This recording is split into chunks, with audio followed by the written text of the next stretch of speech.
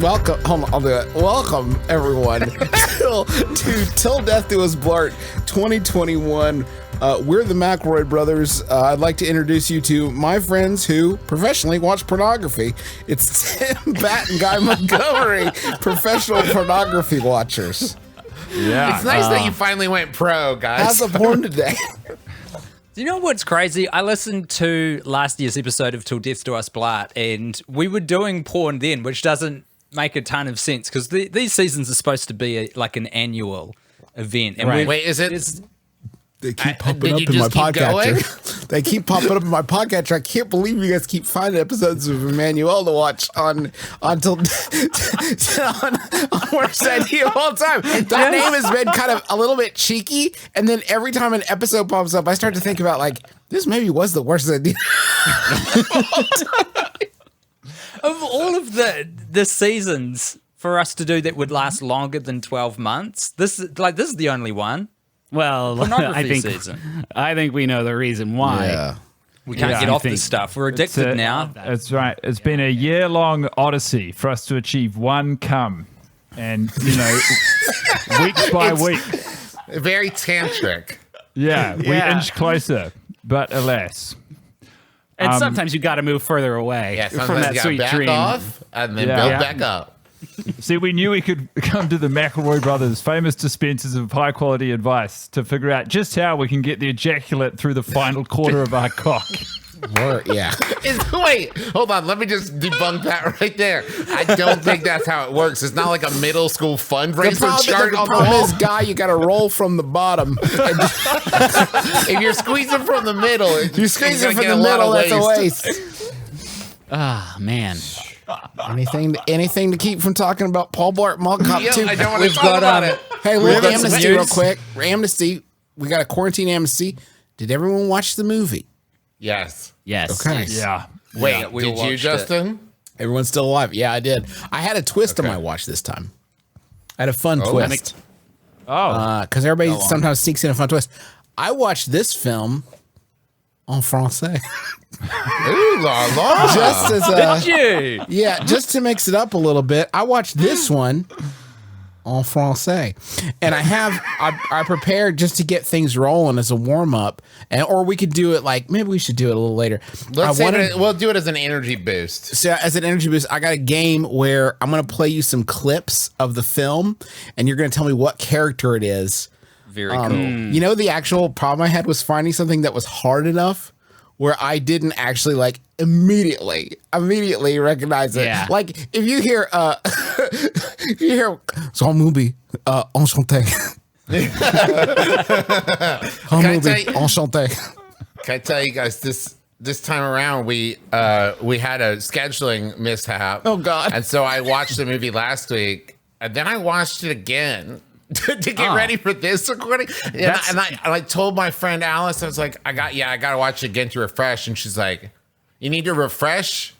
You've seen this movie now like 7 times, right? Yeah. You need to have the energy of someone that has just watched Paul Blart Mall Cop 2. Yeah. Do you know that is so true? And I had the option to do the same thing, and I thought not to because I thought, you know what would be a real energy change? Coming in with any modicum of enthusiasm for life and the conversation we're about to have. I was going to pitch for this time that we maybe park Paul Blart for this episode of Till Death Do Us Blart. I'll just take one off. As a pitch. I mean, like, here's the thing. I was listening back to last year's director's commentary we did for Till Death Do Us Blart. And it was like Burned that idea too early. Yeah, because save that one for 25. You know what I mean? Right away. So it wasn't fun. It wasn't a fun listen. I didn't like it. And a it just ringing endorsement from 1/5 of the podcast. The Mackle Boys, as I'm going to start calling you guys now, this is the only time we get to see you and talk to you and share some time with you. And every fucking year, it is sullied by the silly man. Now, I don't know if you mean it that way, but that makes me feel bad, Tim, because that's not like a legally mandated thing. It's not like we're only allowed to talk to you this one time a year. We could talk to you other times. Yeah, but Such we production, don't. Though. You know what I mean? Sure. We don't. We don't. And this this podcast helps me realize how long a year is exactly. Yes. Because it does seem like when we came up with the idea for it, now to be fair, we are recording this one like a month in advance because of holiday. You know how busy everyone's going to get with travel and what have you. The holiday like season can be a stressful time. So it's been 11 months since I watched Paul Blart Mall Cop 2. But it seemed like such a long time at first in between episodes, like a year between episodes. It feels a lot quicker. Somewhere Einstein is like rolling in his grave screaming like, this is what I was talking about, right? Because like when you're waiting for Christmas, it's forever. But then suddenly Paul Blart's back again, baby. The subject line of the email that I set to organize this one, I think the subject line I chose was fuck. That's right. I was trying to find the email thread, and I accidentally stumbled into an email thread with exactly the same members from 2020, which also had the subject line "fuck." That's fantastic. This one broke me. Let's wait. Before that, can we go around the horn real quick and just how did your watch treat you this year? It broke me real bad. It broke me real bad. And real quick, I want to get up the answers from the class. Justin, good watch, bad watch, broke you real bad. Fun in French. Really got to appreciate the script more. Okay, all right. And found out the script's better than the movie. So like, it's actually less than the sum of its parts. Interesting. There's lines I didn't appreciate before because they were ruined by the performance. Like when his mom gets hit by a milk truck, he says, "I didn't know they still made those." It's funny. It's funny. Tim, Guy, how was your watch? How did it treat you? Look, fine, great. How do you describe the vast emptiness of space? You know, it smelled like steak, and it was an abyss. If we want to make it a binary, I would say that after I watched it, I saw more darkness in the world than I did before I watched it. Yeah, and that's in 2021 saying that, just for the record, for posterity. Griffin saw more darkness in 2021 post Paul Blart Mall Cop 2. Yeah, he kept his head above water for a lot of stuff that's been happening recently, but Paul Blart Mall Cop 2. This was, maybe it's the straw that broke my back. Maybe it's a cumulative effect, but I really felt the full weight of the novel coronavirus thanks to Paul Blart Mall Cop being a shitty motion picture. That's which I think is a reflection on my general emotional health and outlook presently, where I oscillated during my screening between sort of thoroughly enjoying this lighthearted romp through security in Las Vegas and just like despairing for the movie and the state of affairs, you know, locally and then globally, and also the pact that we have made. Just the seemingly infinite nature of time. I had to numerous times, speaking of time, step away from my computer where I was watching the movie, just like to take some deep breaths, like pause the movie, walk away, stretch my legs, come back, and like hit play again.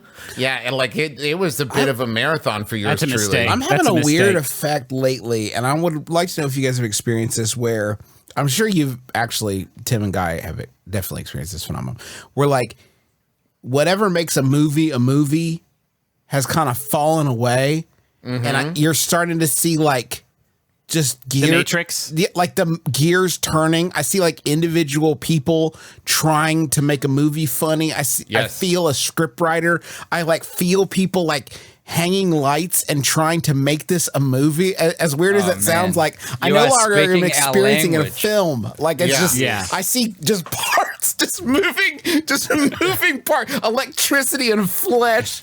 Like watching a puppet show when one of the puppets has become snagged on a piece of scenery, and you can see the string going tight over and over again, and you know that behind there's a human being absolutely panicking, but all we're seeing is those little like dangly legs bouncing up and down.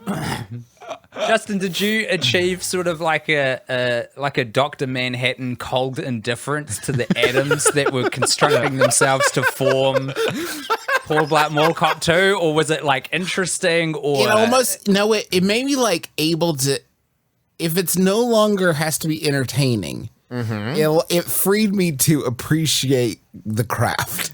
the craft of the different facets of the film. Like I was able to appreciate. It was really watching it in French that fucked me up pretty bad. It's so important to remember that amongst all of this, this opining, that you were watching it in French, which is in my sort of cartoonish child brain, such a classy language. And that's why I was intrigued. Yeah. I'm so jealous of the idea because the thing that kept striking me is whatever I was feeling while watching Paul Blart Mall Cop 2 this year is that the movie has not changed for me. Not one scene, not 1 second. And so the only thing that changes the experience is my own state of mind. And so if I hated Paul Blart, it's because there's something about myself that I truly hate. It's some dark places. This is some worst idea turns. This is very familiar terrain, what you're describing. Can I ask if this ever happens on Worst Idea? Because it happened to me for the first time this watch. And it scares the shit out of me because I know we're going to have to keep doing this. Yeah. And what scares the shit out of me is I did not laugh at the brown banana bit. Yeah. And if I am deteriorating the number of laughs that I get out of this movie, it's a single digit number, then 10 years from now, where am I going to fucking be? Sweet baby Griffin, what you're experiencing is a totally natural physiological response to it. And what you will observe within yourself in the movie is that how you feel about it in 2021, say, that particular bit will not be necessarily indicative or representative of how you feel it in 2022 or 2032 for that matter. Oh God. Well, you're right. There is potentially a 2032. Tim, there's not just a 2032, and I'm so glad that we're all I feel like Tim and I are finally really earning our keep as sort of Sherpas in this endeavor whereby I was running the numbers. And so I am 33, and we will not have seen, Tim and I will not have seen Paul Blart Mall Cop 2 as much as we've seen Grown Ups 2 or Sex and the City 2 until we are 77. Why is that the measure of anything? And, God, all going well, we will get to see Paul Blart Mall Cop 2 at age 77. Yeah. I'm not looking forward to my grandkids running into my den and being like, Gaga, what are you watching? And it's like, this old man's eating an old banana. Yeah. And I'm fucking busting up I'm losing. Is that President Kevin James? Yeah, so this is before he was an actor. This is a long time ago. What other kind of historical record though have people got where it's there are people who read the Declaration of Independence every 4th of July, and that's the closest I can come. That's the thing, right? There are presidential journals and thing where you can go back and see a moment in time, and it's like, oh, that was happening that month in 1890. But no one has chronicled an annual through the podcast. It's a very strange time capsule to leave for friends and family. And it's such a perfect prism through which to view society. And it is. Five straight white guys? Is that what you mean? Finally, we get our chance to get our voices heard. That's a promising start, but if you really want to access the top tier of thinking, you've got to funnel those 5 straight white guys through Paul Blart Mall Cop 2. The most in-touch point of view that exists. It is late stage capitalism all the way down with this project, isn't it? It's a security guard for a mall watched by 5 dudes. It's a fucking nothing through and through. It's great to be here. Did anyone else? Anyways, this is the show. That's our standard intro. This is definitely because of the time that we live in. But this is the first viewing I've had where I had a major focus on being jealous of people that were in this hotel that looks quite nice. This is the first time where I was like, oh, well, that's actually a really nice patio they have outside by that pool. I wish I was there. That's crushing some crab cake nachos or whatever. I think so if we're just talking about first time experiences watching it, I think that this is the first time going into it that maybe I was going in with a lot of animosity towards Mr. Blart. And I watching it through that lens, everyone on this call just nodded. When I said in unison, everyone went, yes. And I was watching it and I realized that for at least the first half of the movie, he is the instigator in every confrontation, including the bird in the Tranquility Garden. The bird is just walking close by him, and he starts like jerking it. He starts the fight with the bird. He doesn't start jerking it. That would be start jerking towards it. He's doing like, come at me, bro. No, that's still not great. I don't want to talk about the movie. I don't want to talk about the movie. I can't talk about the movie. I can't talk about the movie. Can I tell you who was a bit of a shining light for me in the movie? The only person, and never before, maybe never again, Lane. I got a little bit, just a little bit. I got a spot, just a tiny spot of dopamine every time he was on screen, because all I kept thinking is, he also doesn't want to be here. Yeah. Fucking chicken chow lay. Oh, wait, there was one time I laughed this watch. Oh, God. And maybe it was just because this is the first time I've watched it wearing headphones. But during that scene, the amount that they've turned up the sound effects of him crunching on bread while he's just like looking at her and she's like yelling at him, and you just hear him like, crunk, crunk, crunk. And I was like, never noticed that before. And I'm laughing at it. And that was the only time I laughed in the whole movie. It won the Oscar for sound design, so that makes sense. I have one interesting fact. I have a whole page of notes, and I refuse to share any of them on this episode of Till Death Do Us Blood, except for one interesting thing that I found out, which I don't think we've covered before. Saul Gundermutt is Gary Valentine, which is Kevin James' actual brother. Whoa. I tell you what, Tim, I don't know if we've discussed it, because there's a part of me that's like, it's possible we've mentioned it every time. I didn't know it. I had no idea. This podcast plays tricks on my brain, so yeah. I did know that, but it doesn't make it any less satisfying or good. I think he's a great actor. He's a great actor. I was watching this, and my partner Chelsea was sort of pottering around. I took over the TV, which is in the lounge, which is a huge thoroughfare in our house, and she was sort of walking in and out. And she just wafted in and say, "This is a bad movie, huh?" And then sort of drift back out into another room. And it's her business what she thinks. But hey, that's very 20th century of you. Very good job there, Tim. You know what? Good job, Guy. I let my partner think what she wants. It's fine. Yeah. I'm progressive. This movie helped encourage that in me. But when Kevin James's brother, Saul Gundermutt, came on with Anna Gasteyer, I called her and I pulled her in. And I said, "This is it. This is the best bit." And she just watched it with the coldest indifference. It's a fucking Garden State equivalent of like, this song saved my life. Here, put these headphones on. You'll get it. This scene saved my life. I never openly laugh at Anna Gasteyer and the dude whose name I've already, Saul Gundermutt. I never like belly laugh at them, but it is soothing. Yeah, to see, because I know they're not going to. It's professionalism. Bomb. It's they're professional in the hand of professionals. It is a cozy robe. You're not dressed to the nines. You're not going out on the town. You don't want to show up, but you put it on and you're just like, oh, I can sit in this for a minute. This is a respite. Neither of them says something unfunny. Like neither of them does it. They don't knock it out of the park, but it almost represents like a window into a different comedy movie with similar featured players that is just 5 to 10% more carefully put together. Yes. Although I am keen to hear how they perform in French. Justin. Yeah, does it translate? We'll zoom in on this scene. Yeah, I got our first scene pulled up. I'm gonna just drop them in throughout. Okay. Now this is a really easy one. I'm gonna warn you. This is an easy one. Okay. I got an easy one to start with because I feel like. Is this? Can I ask Justin? Do you imagine? Are we working as a team or are we buzzing in? I feel like it's first to buzz in. Okay.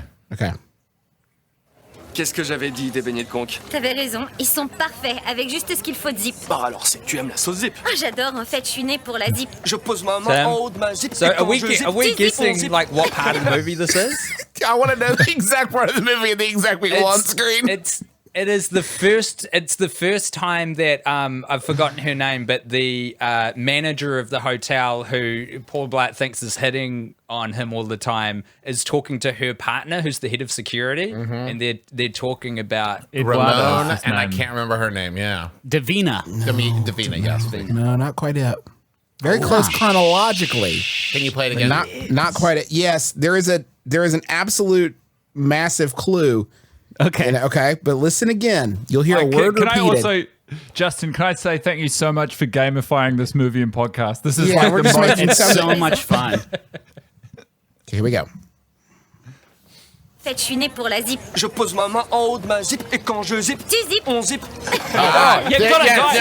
Travis. That's too easy. It's too easy, except you guys didn't get it a second ago.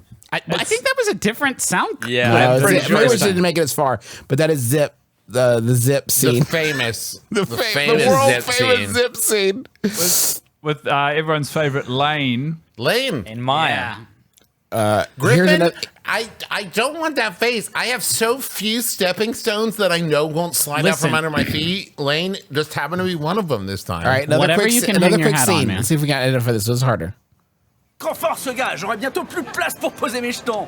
J'ai jamais vu une série comme la sienne. Monsieur, il faut que vous placiez un pari si vous voulez rester à cette table. Je sais absolument pas jouer au craps, mais je vais vous dire, je crois que la chance est de mon côté en ce moment, donc je suis partant. Travis. Alors, faut que je fasse Yes, quoi? C'est Travis? facile, Is donnez-moi this the scene where he thinks Maya is missing and they're talking to the security guards in the bathroom? No, sir. No, you're out. $60 et on place le 6. 60 $60. Wow, c'est excitant. J'avoue, très excitant. Oh, Qu'est-ce que okay, vous souhaitez Tim. boire? Tim? Oh no, that new voice threw me. Okay, but I'll go with my gut.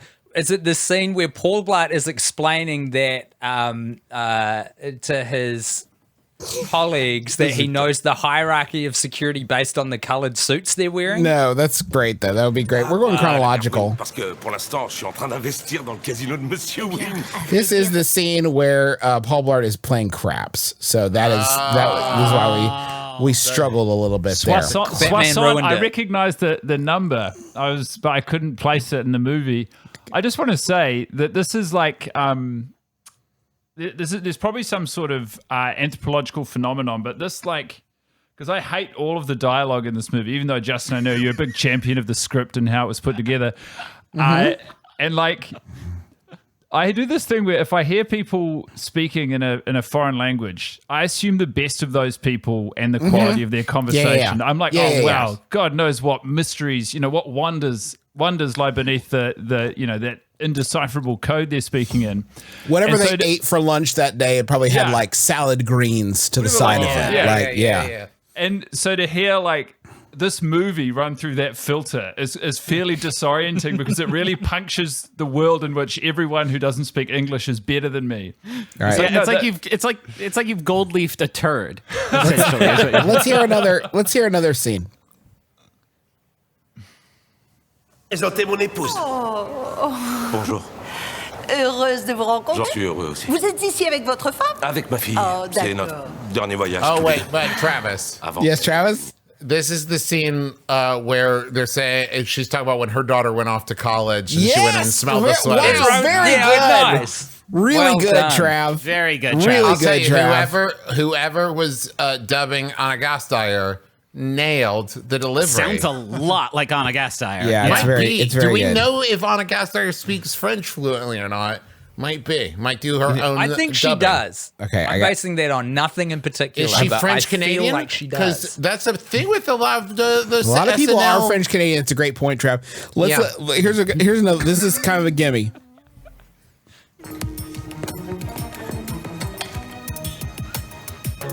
Tim? Maya. You didn't get to Couldn't have been better. Ted, I gotta tell you, you didn't get to the scene yet. But I would love to hear your guess because that exact clip of music is played 30 times in the film. Is it? Yeah. What are you Can I thinking? tell you the sad thing? I know it off of the way he said Maya.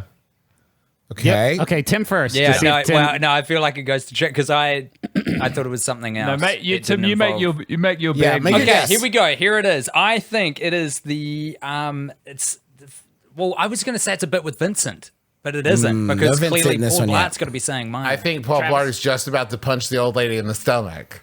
Yes, it's the scene in the bathroom where he finds the clue.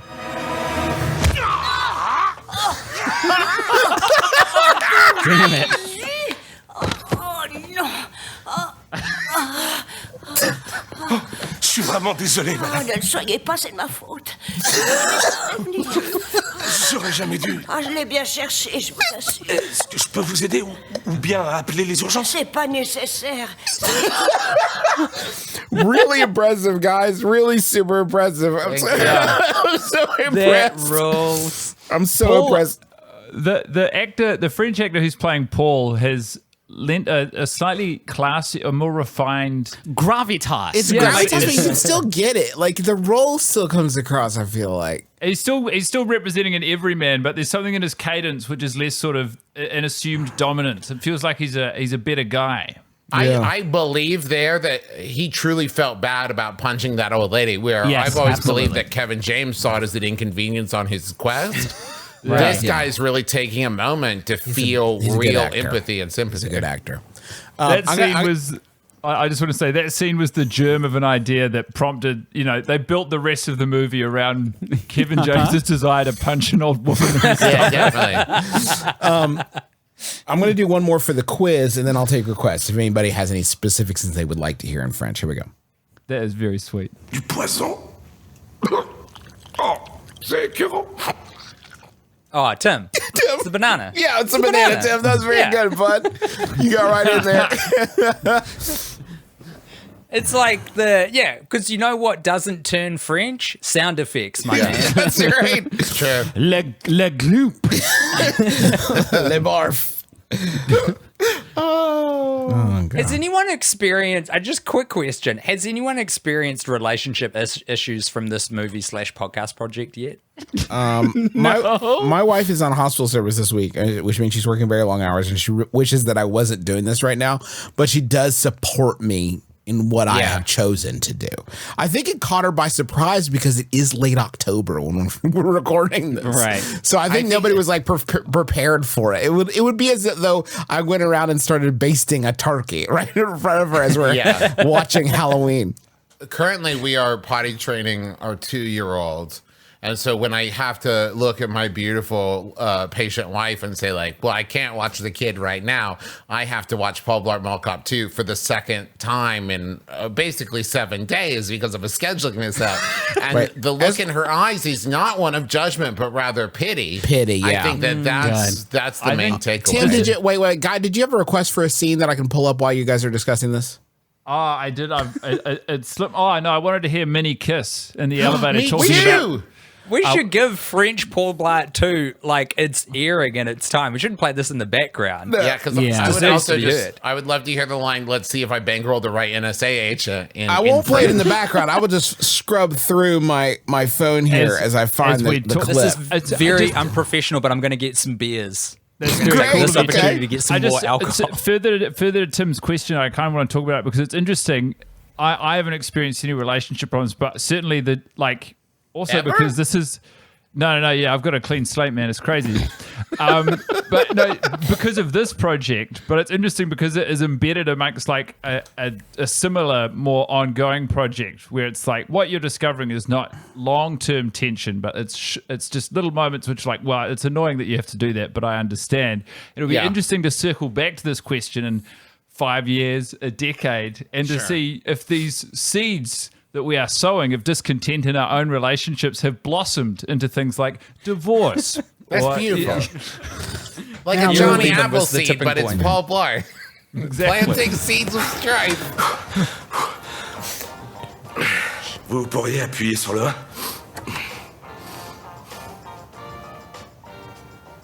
Bien le concert? Oh ouais.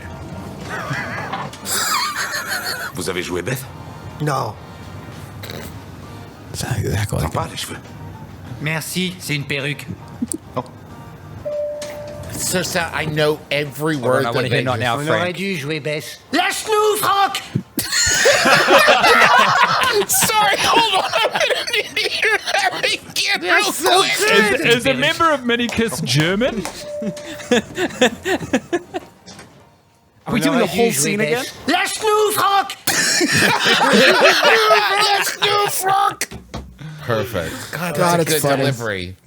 I actually think this could be a whole new genre I've never thought of before, but movies that are meant to be enjoyed where it's just like hearing someone else's take on a movie that I have seen 10 times and I like it more is an experience I have never. You also get to hear him try to adapt like some real bullshit. Like when he's like, when Saul Gunnerman's like, I know you're a fan of gyroscopic. What the line I'm talking about? When they get techie about like security, trying to like make up the French for like what is the foam? What? Justin, please find the foam line. The big sticky mess. A launcher that shoots out glue foam. Guys, it is honestly concerning, no bullshit, concerning how quickly I got it. Like, this might take a while to find that specific No. I instantly can scrub to almost film. Wait, before you start playing, have we all was this the watch that you guys realized, like, I know this film so well? Like, I without meaning to, there were parts where I was like saying the next line out loud, like, now he says that. Like, I know this film backwards and forwards to the point where now I'm calling it a film. It's made it more interminable for me because I know, like, I'll hit a really shitty point in the movie and then my brain will think about every next part of the movie and how much longer there is. And I'll go, fuck, we haven't even done the suitcase down the stairs scene. We haven't done the Cirque du Soleil bullshit. Like, I'm fucked. That's when you set up like little false checkpoints for yourself. You're like, well, if we just clear this bit, then it's all home and hosed. But they do bury a lot of pratfalls into what is like a pretty long 90-minute film. Feels long, doesn't it? It feels long. It feels long. You have that sticky.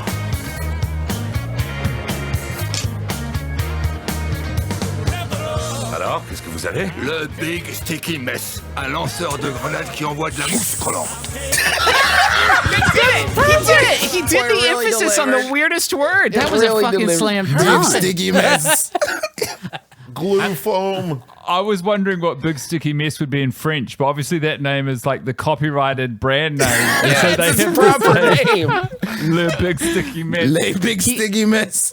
He actually hit, like, that actor must have watched the original scene and been like, okay, he says the word glue like he's angry. Like he's angry at that one word. So I've got to do that shit too. Hey, sorry, a question for the director. Are you worried that people will mistake that this is like kind of like soap foam or something like that? No, I don't think that's a problem. You can just say the line. Like, shouldn't we emphasize that this is like sticky glue foam? No, I don't think we need to do that. It is okay. Weird well, I'm just gonna do a couple takes of it. I'm gonna do it anyway. The boys in marketing got as far, when they were naming this thing, got as far as Big Sticky Mess. And they're like, got it.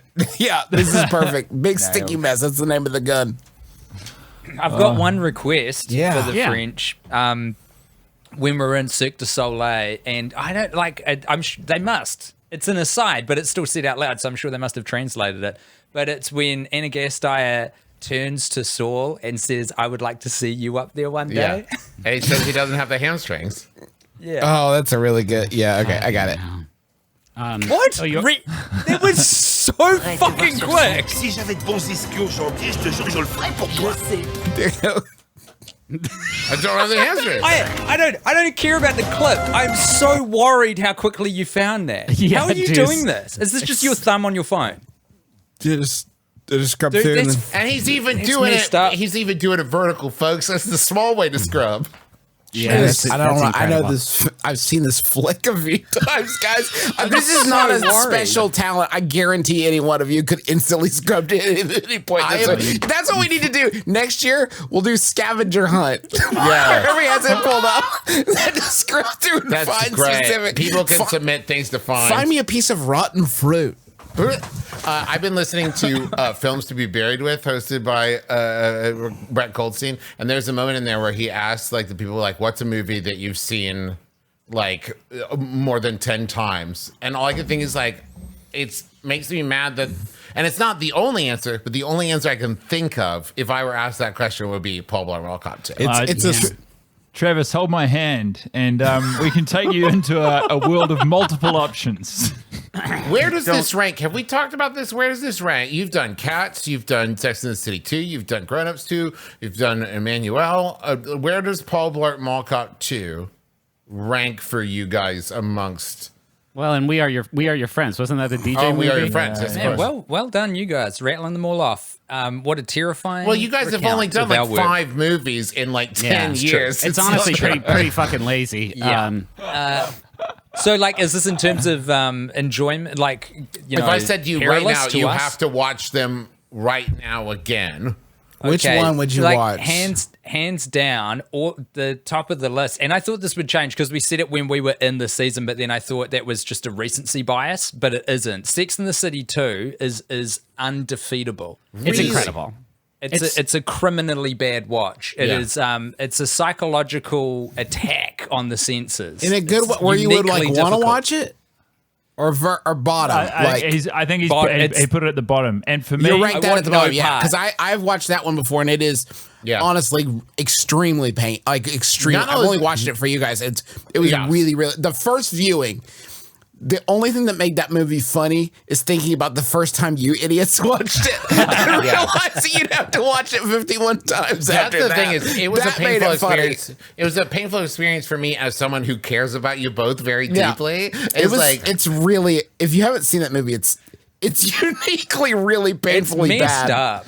Yeah. If you're looking at a way of testing, like, you know, this is sort of bordering on some dark stuff. But if you want to kind of test your senses by giving yourself a little psychological pinprick to be like, am I still real? Can I feel pain? Yeah. Whack Sex and the City 2 on. It's on Netflix internationally. You've probably got access to it. And that'll remind you that you're. Sometimes you need to like hit rock bottom to remind yourself that you're alive and life is worth living. And I think just one go around of Sex and the City 2 can have that effect. What about on the good end? Yeah, I'd just like to say I think Cats is at the other end of that spectrum. Admittedly, we haven't seen it as much. We saw it every day for 1 week, but that's an enjoyable miss from director Tom Hooper and the entire cast. Unless you guys have watched it many more times since recording that short miniseries, I have watched it more times than you at this point, and I got to because my kids are addicted to it. And really, they had a phase where it was like every day. You know, like kids get. Yeah. Where they had a phase where like every day they wanted to watch Cats, and I think because they could smell Justin's pain, and there's a part of kids that they crave that. No, that one is. What do you think of it, Juice? Do you like it? It gets me pretty pumped up, honestly. Like I really hated it the first time I watched it. I was like, this all sucks. And then as the songs, I mean, the man knows how to write a melody. He doesn't know how to write a lyric really, but he knows how to write a melody. And man, when you get to Skimbleshanks, if you have 2 ears and a heart, man, oh my Skimbleshanks is a real middle finger to like, hey, this is what the movie is. I'm not really paying attention to the size of things, and it whips ass. There is a key change in Skimbleshanks and Tom Hooper's Cats 2019, and it is like a soul lifting moment of music, which is contained within such a like shitty box. That one moment is so beautiful. The songs help a lot in terms of like watchability, I would imagine. Like they get that's a nice thing to hang your hat on. You'd think, but Liza Minnelli's rendition of Beyonce's "Single Ladies." Well, you know what? You're right. That lifts my spirits. Okay, so what about this? Paul Blart Mall Cop, the Broadway show. Like a musical adaptation of this. I really think it could work. I'm actually surprised, now that you've said those words out loud, surprised that it's not already. I wouldn't be surprised if it's not already being developed. There it is. You get Norman Leo Butts as Paul Blart. I think it would work. I think it would work too. I'm trying to think the point where it's not even funny. It's just like I'm mad that we haven't been working on it. You know what it would be? It would be a like a jukebox musical that's like all Bob Seger tunes. Like no original music written for it. I mean, Griffin, I think I shudder to think I've got this wrong, but I think you're the most musical of you three. Can you kind of like see the potential in this? And also, I would love to hear your brain wrap its way around like the story of the musical. I don't want to do that. He's been through enough, Tim. It's 2021. I can tell you right now that you're going to have a weird fever dream ballet when he goes into his hypoglycemia. That's beautiful. He's gonna have wire work. Yeah, we're gonna see things, and it's gonna be you know what I would do, guys? Here's what I would do. You ready? When he goes into his hypoglycemia, kind of like little pass out coma, we suddenly are going to switch to like a no theater, Japanese, like lots of flowy ribbons as we see the story play out of like the Maya being taken and the mother being hit by the thing. It's all gonna play out. The whole movie story is gonna play out in like puppets and like very representational. Oh, it's fucking beautiful. Now I've said it. That's really good fucking stuff. Cool. Like a kabuki theater version. Yes, Oh, absolutely. fantastic. I don't want to take away from that idea, but I just did notice when Tim asked you that, Griffin, that there is a real sort of darkness and lethargy in you this year, and there's a sort of an exhaustion and like a sense of resignation to what's happening. And Yeah, man, I think it would be it was remiss not to really drill into that and just see where you're actually at, because this is across what we've recorded so far. This is the lowest I've ever seen you. It was the worst watch yet, if I'm being completely honest. Yeah. It was the first watch where I actually started to think in my brain, aside from death, is there any other way I can get out of this fucking thing? No, just by the name of the podcast. Yeah, No. I can't, right? I'm having a lot of fun with you guys tonight, but leading up to tonight, I was dreading like, it. I don't want to do this fucking show right now because I have to talk about this nonsense movie. 1 year, someone's not going to do it, and it's going to be very It's funny. going to destroy everything.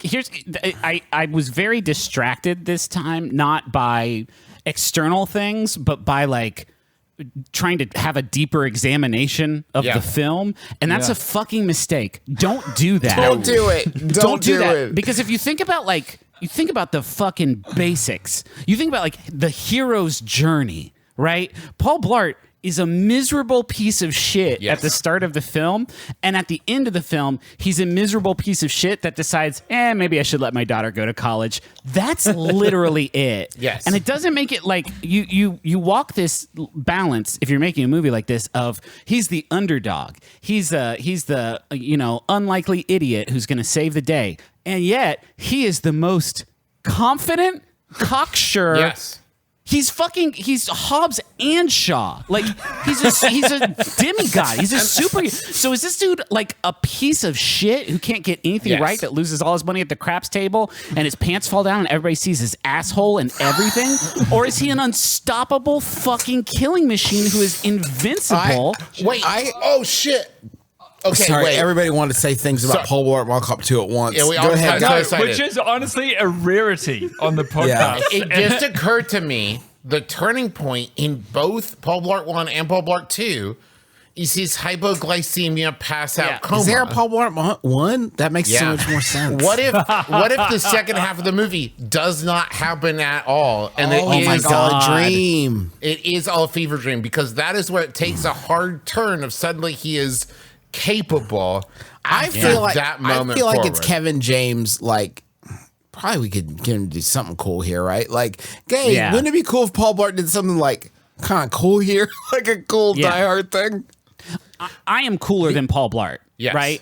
I would Yeah. be in the very first encounter with the dude who shoots the suitcase. I would die. I would be dead, right? I would be fucking dead. Somebody just shot me. Paul Blart's plan for that is that briefcase, that suitcase is marketed as bulletproof. I think I'm gonna get in it and let him shoot me. The man should be dead many times over. No, any person who puts that much confidence in copywriters for luggage deserves to live a long and sort of illustrious life. But this is why I love this theory that everything after the coma is in some people believe that in the last moments of your life, your brain floods itself with DMT. Yes. Right. And your perception of time becomes completely warped, because what is in reality like maybe a second or two of your final moments stretches into a perceived eternity. I would, and like, maybe we're seeing the dying thoughts of Paul Blart. Dude, I would, the second half of the film. I would just like to insert personal experience there. Obviously, I've not died because I'm on Blartcast. We'd be talking to somebody else right now. Yeah, that's right. But I have fainted in a way, like Okay. out of the blue, I've fainted, and it's happened. You should tell the story actually, Guy, because this is a fun story. Which if it's the one I think it is. I'm not. Is it on a plane? Oh no, but that. Oh, okay. That with hindsight, that's fun, but at the time, that was pretty freaky. But funny for me. Sorry, I should stipulate. I've fainted like probably 4 times across my life. And every time, I can't tell you the specifics, but every time the experience you have right before you lose consciousness and you collapse is like a wave of the most intense kaleidoscopic euphoria where like your body and your brain stops fighting against the fact that it's like shutting down and there's nothing to do but accept that you are about to pass out. And the experience is like what you've described. Like I understand people talk about with drowning, where when you drown, you get like a huge burst of euphoria, which is probably what you're talking about, Tim, where your brain releases a lot of equivalent DMT. There's a lot of water in my limited experience of fainting to this theory. Like what that experience you're describing and that kaleidoscopic nature of everything crashing into itself and time becoming elastic is totally true. And so, Guy, with this intimate knowledge of the phenomenon, how likely do you think it is that Paul Blart is actually now dead? He died from not eating enough peanut M&Ms. Which is a fitting. Can we all agree that if you read the obituary for Paul Blart and it said that, you'd be like, yeah, that sounds right. You know what? It's a fantastic fan theory and one that holds a lot of water and I think is worthy of exploring. But the fact is that I can't remember who was raising the point, but Paul Blart is immortal. Paul Blart. That's also true. It's true. That's like, established. Literally, Paul Blart will outlive all of us. Like this podcast will live if we're lucky, and the people who we bestow the responsibility of continuing this, accept the mantle. We might go for as long as Paul Blart, but Paul Blart will outlive us all. We should talk about whether or not that's a moral act at some point off the call. I think if you were to go to Andy Fickman and just be like, so is Paul Blart dead through the second half?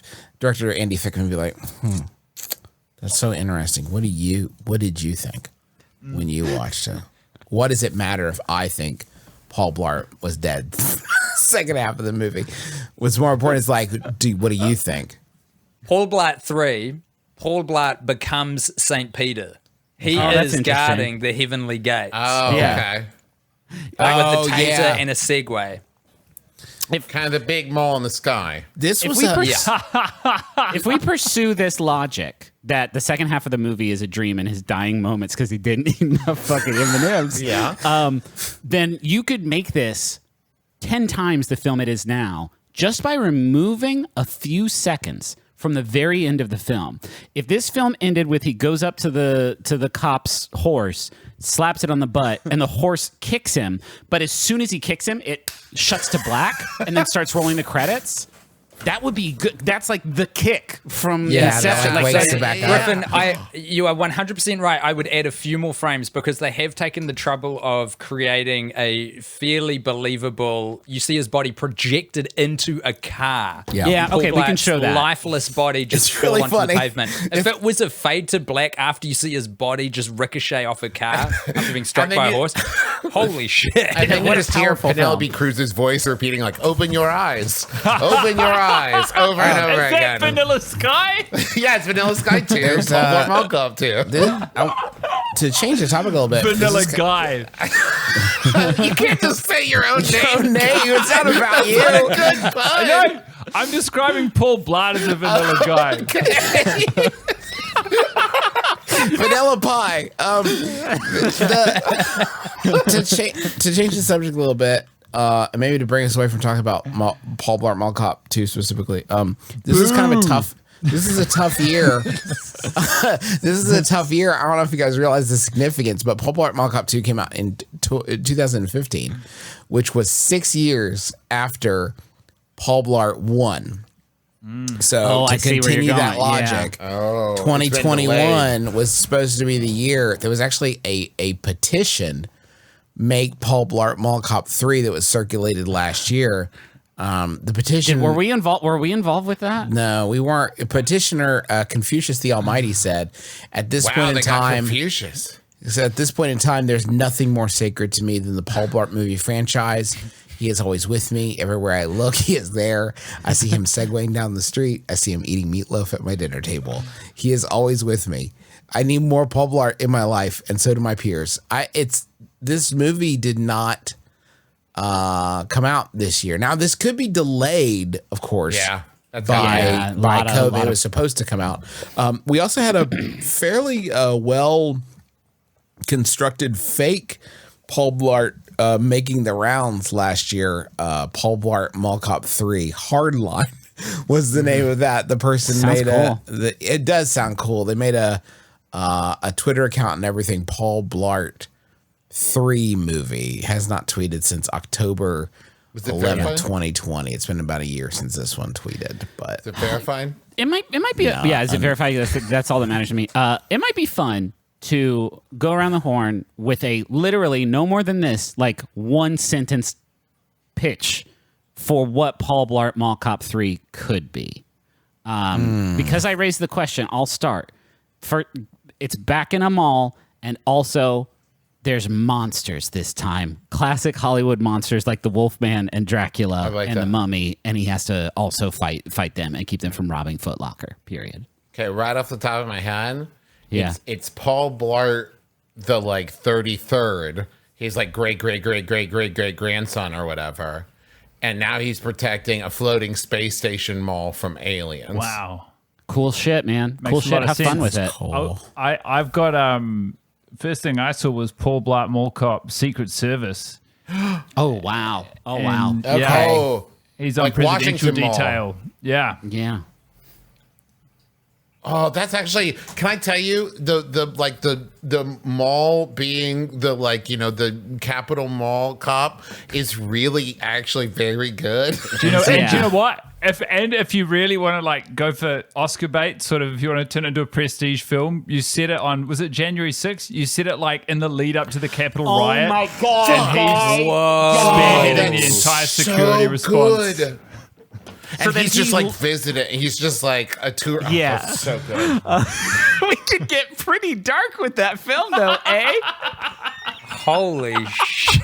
Depending on where he was at certain points during that unfortunate day. There's a great opportunity to explore the duality of man, where it's like he's battling both sides of himself. One which wants law and order and to run the tightest security operation possible, and the other which wants to encourage, the thing that he's professionally programmed to fight against. Yeah. Wow, that's really good. Damn, man. I mean, the first thing that popped into my head, and I think this is informed by the YouTube pilot that Guy and I made a few years ago, is that Paul Blart teams up with the Teenage Mutant Ninja Turtles. Oh, wow. So it's sort of a crossover franchise thing. Because I think Kevin James is just the kind of guy who, it's sort of that Sandler-esque, I'll do anything for a buck mentality of filmmaking. And it's a pairing that makes sense to me, it's sort of a goofy, fun, crime-fighting troupe that sort of trip over themselves, and there's gadgets and hijinks and funny quips, and I feel like it's a good marriage. And maybe, actually, this would probably create too much conflict within the Turtles, but a potential romantic interest for Paul Blart is April. Oh, for Or sure. Donatello. You don't know. Yeah, it could be. He could fall in love with a turtle. You never know. Tim. That would be more interesting. A man can fuck a turtle, Tim. You Make a fucking turtle. Grow up. Well, they're teenagers, though. I just want to rebut something you said real quick, Tim, because you said that, much like Adam Sandler, he would do anything for $1. I don't think that is true of Kevin James. I say this with no judgment at all. I think You just watched Paul Blart 2. No, but hear me out. I think that it is he will do anything to feel cool. And I don't mean that in a bad way, because I think that everybody has been there at a certain time. But if you watch the YouTube videos that he makes and the short little comedy films, there's always kind of an element of a little bit of gruff, a little bit badass. of cool to it. And I think that when he is doing these things, even when it's a comedy like Zookeeper, or Here Comes the Boom, some classic films, there are some actiony sequences to them. Well, okay, Here Comes the Boom is this Right. Exactly. He becomes a mixed martial artist or whatever. and To save a school. Yeah. There was the one where he was in the Secret Service. Like he's an Yes. assassin of some description, right? Yes. This is what I'm saying is I think that it is like no matter how flimsy the script or plot or whatever, if somebody says like you will be an actiony hero in this thing, you get to do action. So he's like, yeah, done. I'll take it. Before Justin gives his pitch, can I pitch the next episode of Till Death Do Us Blart? And it's that we draw lots secretly, and 4 of us watch Paul Blart Mall Cop 2, and 1 of us watches Here Comes the Boom, and at the end of the episode, we all have to guess who was the stinker. We have to do something. Good. Can I tell you the one problem is if I drew Here Comes the Boom, I feel like I would have won. I feel like it is a victory for me. It's a really, really good idea. Justin, 1-sentence pitch for Blart 3. It's easy. I mean, it's Paul Blart on a cruise ship. Very Paul good. Blart 3 Sail Away. I mean, it's like basically. I'm the captain now, Blart. Yeah, no, it's fine. Yeah, no, it's fine. Yeah, whatever. Yeah, they're basically floating malls anyway. He wins a cruise as part of a giveaway. He's in like, I mean, you could do so many fun jokes about how he struggles to stay upright and how he's nauseous the whole time and he's farting. I can already he gets so seasick he farts. Like, yeah, it's pretty good. But think of how excited. Think of the like just sound effect cue, the like opening of the doors when he's feeling hit a bout of hypoglycemia, I guess, and he pushes open a door to find like the 24/7 like buffet, and just like how like fucking like mushroom Mario he would be like, and like he's gonna get big and start shooting like fireballs out of his face or whatever. Yeah. And that montage of him kicking ass while totally fueled will be to Styx's "Come Sail Away." Yes. Like I can see it Yeah. in my head. Oh, you go ahead. The terrorists that are on the boat would kidnap Maya and take her onto like the cruise line owned island, and he would have to go into the jungles of the island to do like a predator. Tell me you don't want to see Paul Blart do like a predator thing. I absolutely in the jungle of a cruise line owned island. Like, it would be amazing. That's fun. In the context of the podcast, Justin, I would absolutely love to see that. But in my ordinary day-to-day life, I can go without. It's a very biased moment because basically at this point, I think what I revealed with my "Here Comes the Boom" comment is I want to watch anything else. Yeah. Anything else. It's Paul Blart and he stares at the wall for 2 hours like, ooh, now that's a journey. Okay, can I add on to Justin's pitch because it's the one that I think excites me the very most. What if the first half of the film, much like this film, has 2 halves? The half before he dies, and the mirror has 2 faces when he's dead. Right, exactly. There's sea burglars or whatever that are upon this boat that are planning their big heist. Yeah. It's pirates. Well, here in America, we don't use. What does that mean? Pirates. You see this? I can't imagine that the pirate movement would have gotten any ground if they called themselves sea burglars. Sea burglars. There's nothing, you can't find anything more concise than that. It'd be like, he'd be like, yo ho. They like, did you say yo ho? No, ho ho. I need a ho ho snack cake because of my hypoglycemia. That's good stuff. I just wrote that joke. That's for free. That's really good. He goes to get some gum and it's not there. And he goes, why is the gum gone? And that's just a fun Pirates of the Caribbean. That's a really cool stuff. Oh, the movie's produced by Jerry Bruckheimer. Okay, so there's 2 halves. The sea burglars have to be on the ship, right? They don't board it halfway because then they make their presence known. They got to be secretly planning this heist. Yes. And you're watching how is Paul going to get through this one? And right when he's about to execute his great plan, a rogue wave comes and turns the ship upside down, much like the Poseidon Adventure. Exactly. And like so the Poseidon now he has Adventure. to get out. All the sea burglars die instantly. So now it's just him Except versus the leader. the ocean. Can they work together, please? Oh, maybe they work together. And he's leading a crowd, and like he comes to a flaming elevator shaft. And he's like, "You gotta climb it. Let the Blartster show you how it's done." And he steps forward and dies immediately. And then it's like, is this the same? Can we still call this Paul Blart Sea Cop? If he's dead for the whole second, he died in his dream because that's what all this film is. I love it. I love it. Like, I'm looking forward to seeing what the Matrix 4 is, and this feels very much like that. It's like, how deep do we go? The reality of the situation is very confusing. It's a real tumble dryer experience. Here's what we've got to bring it all back around. On board this ship, you have like a Silicon Valley like tech startup guy who keeps talking about what I'm kind of a disruptor, right? Paul Blart falls down the elevator shaft, and then this guy rebuilds him into RoboCop. This is now RoboCop is real. Now RoboCop is Travis, real. I could see you playing that role. Thank you. You're a real Kevin James 100%. You could be the guy. I think we make this movie as buck wild as possible. I think we do all this shit. I think he is protecting the president aboard this boat that also Frankenstein is on, and he doesn't want Frankenstein to kill the president or steal the great cruise treasure. And the tech startup guy is actually an alien. It's perfect. The tech startup guy is actually an alien, and he shoots fireballs out of his mouth, and he jumps in the water and rides a fleet of dolphins back to the top, and then Poseidon adventure happens. And he flips the ship over by himself because he's already fucking dead, right?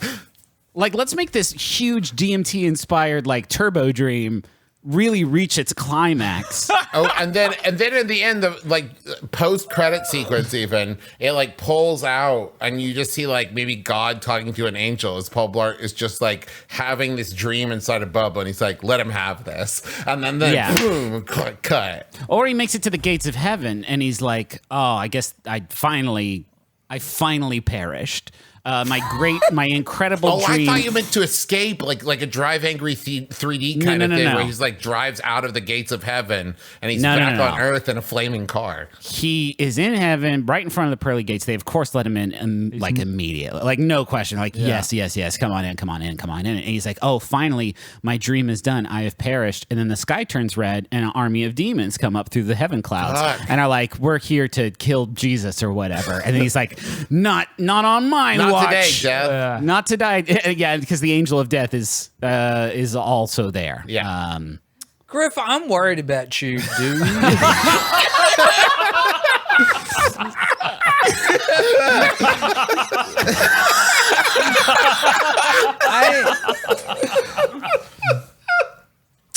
I really like you, and I'm I'm concerned. Yeah. I binged a lot of Midnight Mass today, so my head is not in like the best place. Oh, what a doubleheader that is. Hunter? By the way, Paul Blart Vampire Hunter is also a slam dunk. Yeah, I mean, put him on the cruise ship, put him in heaven. Fuck it, like there's so many opportunities. He's accidentally in vampire heaven where only vampires go. It feels to me like we've reached the organic conclusion of this. Hey, I want to say this is special and fun because we have a T-shirt this year people can buy. Yeah, we do. Yes, and shout out to Arthur S. who brought up this idea. Who is a artist living in Brooklyn who reached out to suggest that we, because this is a holiday tradition for the American observation, is that what you say, for a celebratory day? Yeah, sure. Of Thanksgiving. Yeah. So all of the funds from the T-shirt, and this might be available on other stuff. I'm not 100% sure how we're releasing it, so there might be like posters or mugs or whatever as well. But it's all going to the First Nations Development Institute, which is an indigenous organization in America that helps Native Americans through direct financial grants, technical assistance, training, advocacy, and policy. They are very trustworthy, super highly rated. They've been around for a long time doing good work. So please support that. There'll be a link in the show notes. And on that note, I have a new heir to the throne. Don't do it. If I should perish. Tim, don't do it. What? It is. Your baby's too young for this. No. Oh, This is a okay. millstone. For a second, I thought that's where you're going to. I was like, He's trying to protect. This is really beautiful. He's trying to protect his kid. This is really nice. I will. Yeah, because if he doesn't name a successor, it does obviously legally just go to his next of kin. That's right. Yeah. So I'm going to say it out loud and put it on the record for at least if something happens to me in the next 12 months, which incapacitates me. Ben McGugan, a New Zealand stand-up comedian, unfortunately another straight white dude, will be taking my chair. He is a very funny man who refuses to wear shoes most of the time, and we had him on the season of the podcast. He was absolutely filthy, and I think he'd be a wonderful addition. Yeah, that's it's a big moment. It's a big moment for the show. Cruel responsibility to bestow on such Does a lovely guy. anyone else want to name a successor? I've still got my daughter Charlie. She's 7 now. I think she could absolutely handle it. She's got it. Are you worried about that? How that would shape her to start that early on Blart? Thanks, Trav. No, I think she'll be nice and old. We'll Before see. she has to worry about it, I think she'll be nice and old. Well, you didn't say quote. Certainly, she's someone 7. someone in their mid-60s will be able to watch Paul Blart Mall Cop too. I have to imagine. You got me thinking now, Tim, because mine has been Stuart Wellington for a long time, but like he's another white guy. But then I think. If I'm gonna punish anyone, shouldn't it be a white guy, right? If I'm gonna, right? Oh, interesting. Yeah. Maybe I don't know that that's gonna make the show. Hearing all of this has inspired a new selection on my behalf, and I think I would like to bestow, with the permission of their legal guardian, or at least half of their legal guardians, I'd like to bestow my hosting duties in the podcast in case of death to Remy Batt. Yes. What the fuck? You can't do that. Take it back. You can't. What the fuck? Tim, he said it, bud. He said it, Tim. Tim, I'm sorry. He said That it. is now, Tim. really fucked up, dude. You have one calendar year to stay alive, Tim. You have to be so careful. Holy You have to keep Guy alive. Yeah, it's not you stay alive. You have to keep Guy alive. This is some kind of evil genius, man. Wow. I know you probably want a guy to stay alive You know anyway, what? but Mine's now Remy too. Now that I've thought about it. Wait, that's it, guys. We all name Remy, and then when we all die, there's only one. No, this is terrible. And he has to watch he's it a fucking person. He has to watch it 5 times. He is now, He's but a 7-week-old. let him watch Paul Blart Mall Cop 2 a few times and see what he is. Yeah. We don't know. Whether it's Remy or anyone, can you guys fucking imagine this show with a single host with just some dry wit David Sedaris ass monologues about Paul Blart Mall Cop 2? Forget about that. The funniest version of this is after one of us beefs it, we will do it. And it will be one new person, and it'll be 4 people mourning the death of a human being, and then being like, "So, what did you think of the film Paul Blart Mall?" Did you guys laugh? I love the scene with the banana. Did you guys see that scene? Did you think it was funny when the banana thing happened? I miss my dad. What are you talking about, you fucking animals? Oh shit! I hope it's. I will say this: if one of us beefs it, let's try to avoid like September and October.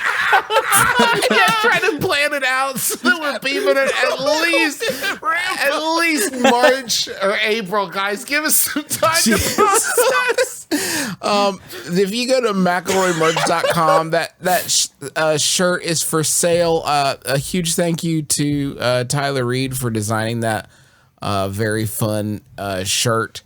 And thank you. If you could I know this is weird, but this is the only chance we also get to promote this show. So if you could tell other people to listen to it. And also we do other stuff we're going to be, what do we got going on?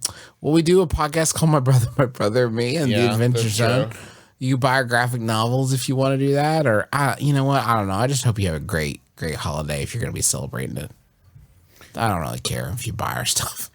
It's fine. I wish everyone nothing but the best as well. Just like that to be on the record. Except Remy, my son. I wish nothing but the best for Remy. Yeah, I want that guy to have a long, storied and illustrious life. I will say, think about it this way, Tim. Guy has given Remy his first opportunity to break into show business. It's a bottom rung. It's definitely a bottom rung opportunity, but he has basically just been cast in a fairly popular podcast. I know we're wrapping up, but I think I know what this is. So out of focus behind me, you might be able to see if you're watching the video, there is a poster. Guy and I did a live show this year when we were allowed to. We did establish who was the best host of our podcast. We had never determined this in the 7 years we've been doing it. Guy won the show overall. He is the best host of The Worst Idea of All Time. However, within the series of contests that were in that show, he lost a challenge, which means he has to watch Sex and the City 2 twice? 3 times? Twice consecutively by myself, and I didn't lose the challenge. I was betrayed by Tim. You lost. You lost the game. If anyone's familiar with Golden Balls in America, actually UK, I think, game show, which is based on Prisoner's Dilemma. The rules are very simple, and you lost. I just want to say, it must be weird to be on a show where like everyone who's hosting it is unsure whether they're the least favorite host or not. That must be so. You guys, that's nice for you because like.